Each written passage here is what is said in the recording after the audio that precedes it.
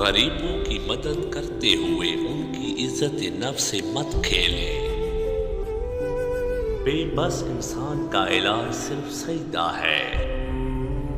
انسان جب اچھا سوچتا ہے تو اللہ خود ہی راستے بنا دیتا ہے اور مشکلیں آسان کر دیتا ہے۔ زیادہ سوچنا انسان کو ختم کر دیتا ہے، بس دعا کرو اور اللہ پر چھوڑ دو۔ فاتحہ لوگوں کے مرنے پہ نہیں، احساس کے مرنے پر پڑھنی چاہیے، کیونکہ لوگ مر جائیں تو صبر آ جاتا ہے، مگر احساس مر جائے تو معاشرہ مر جاتا ہے۔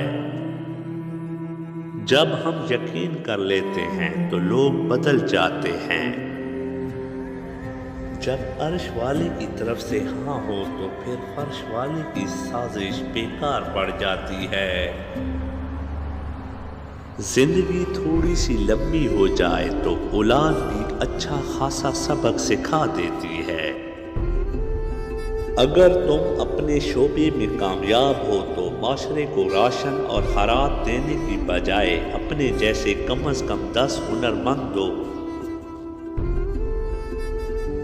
جس نے دھوکے نہیں کھائے اس نے زندگی سے کچھ نہیں سیکھا۔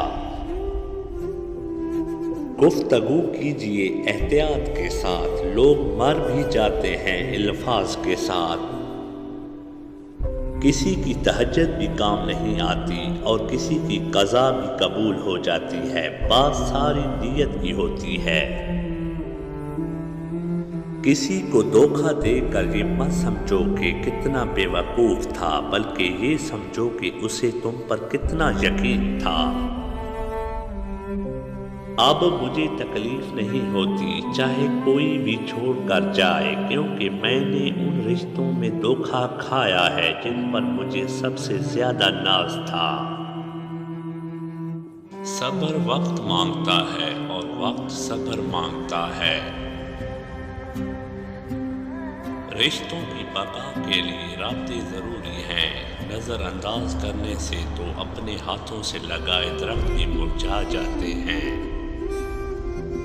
الفاظ بھی پھولوں کی طرح ہوتے ہیں، انہیں سوچ سمجھ کر ادا کیا کریں، ان میں سے آپ کے ظرف کی مہک آتی ہے۔ برداشت کا امتحان اس وقت ہوتا ہے جب ہم اکثریت میں ہوتے ہیں، اور جرأت کا اس وقت جب ہم اقلیت میں ہوتے ہیں۔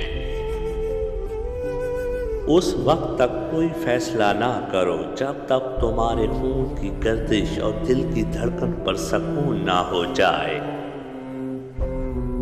اب وقت کا تقاضا ہے کہ اپنے تک ہی محدود رہا جائے۔